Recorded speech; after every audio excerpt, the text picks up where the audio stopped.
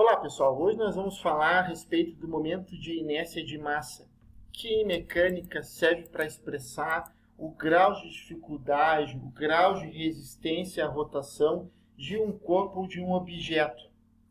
Bom, gente, esse grau de resistência, de dificuldade de resistência à rotação, ele é a função de três fatores, que são, primeiro, o ponto de referência de giro. Então, abaixo de mim, vocês veem que vocês têm a imagem de um disco, né? Onde no centro dele passa um eixo de rotação. Esse eixo de rotação ele está numa região onde está parado e o resto do disco está em movimento. Tá? E a gente observa experimentalmente que quanto mais afastadas estão as partículas que compõem esse disco, maior é a resistência à rotação por parte dessas partículas. Isso é comprovado experimentalmente. Um outro fator que influencia na resistência à rotação é a massa. A forma como essa massa está distribuída em torno do eixo de rotação desse corpo, que será submetido a um movimento de rotação. Aqui abaixo de mim, vocês têm o exemplo da bailarina. A gente verifica que a bailarina, quando está com os braços fechados, ela gira numa velocidade maior do que em relação a quando ela está com os braços abertos. Por que isso ocorre? Tá? Isso ocorre porque quando a bailarina está com os braços fechados, né, a gente vai ter uma melhor distribuição de massa ao redor do seu eixo de rotação. Então, ela vai ter uma resistência à rotação menor do que quando ela está com os braços abertos. E um outro parâmetro que influencia na rotação é a questão da forma do objeto. Tá? Se a gente pega, por exemplo, um cilindro maciço e uma esfera maciça, ambos com a mesma massa e com o mesmo raio, e eles estão submetidos a um giro, onde o eixo de rotação passa bem no centro dessas duas figuras, o cilindro maciço vai apresentar um momento de inércia maior do que a esfera.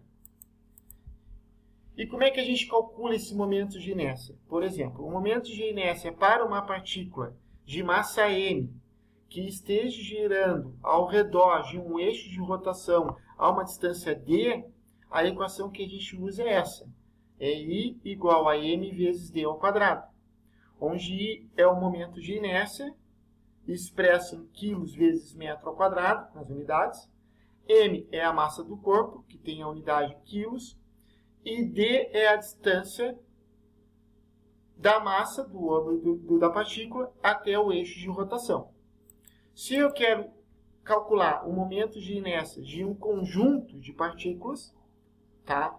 Todas elas com uma massa M a uma distância D do eixo de rotação, esse momento de inércia do meu sistema de conjunto de partículas será o somatório dos momentos de inércia individuais de cada partícula.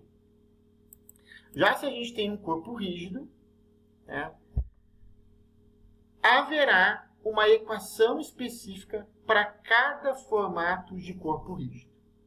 Então, por exemplo, se eu tenho um cilindro maciço, né, a equação do momento de inércia para ele é 1/2 da massa vezes o raio ao quadrado. Se eu tenho uma esfera maciça, a equação que define o momento de inércia é 2/5 da massa vezes o raio ao quadrado.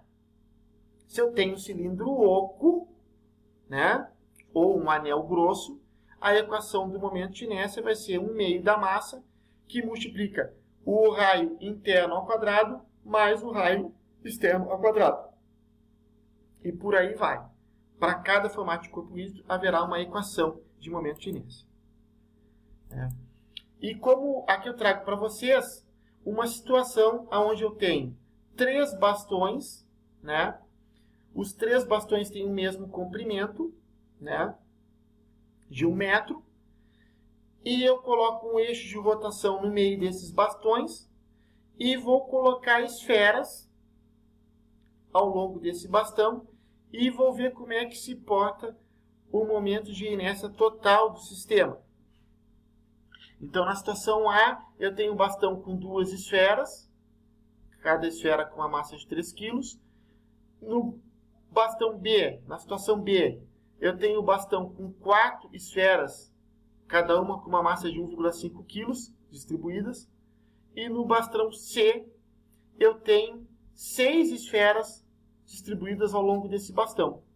Se a gente fizer o momento de inércia total para cada uma dessas situações, a gente vai verificar que o momento de inércia vai cair progressivamente, né? Então, o que fica bem claro para a gente? Que, à medida que a gente distribuir a mesma massa ao longo de todo o bastão, né, o momento de inércia cai progressivamente. Com isso, a resistência à rotação fica menor. Isso vai ao encontro da situação da bailarina, quando ela fecha os braços. Nós temos uma distribuição de massas, né, ao redor do eixo de rotação. Então, fica mais fácil dela girar. Então, vamos para alguns exercícios. O primeiro exercício que eu trago para a gente é o cálculo do momento de inércia de uma partícula. É um exercício bem simples, onde eu tenho uma partícula de massa m a uma distância d do eixo de rotação, né? E a gente quer saber qual é o momento de inércia dessa partícula.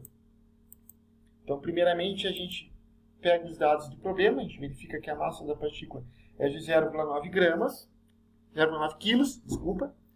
A distância que ela está é de 1,7 metros. Está tudo num sistema internacional. Então, a gente vai para o cálculo do momento de inércia dessa partícula.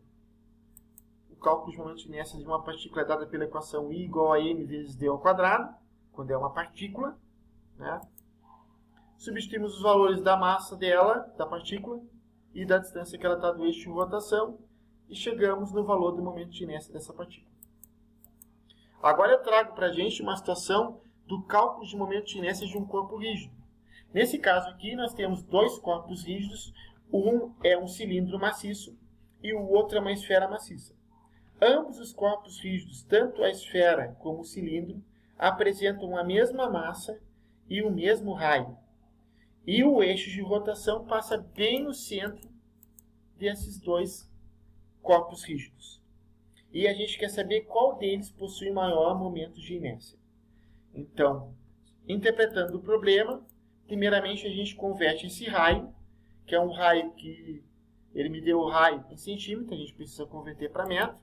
A gente usa a regra da conversão unitária. O que a gente sabe? Que 1 metro tem 100 centímetros.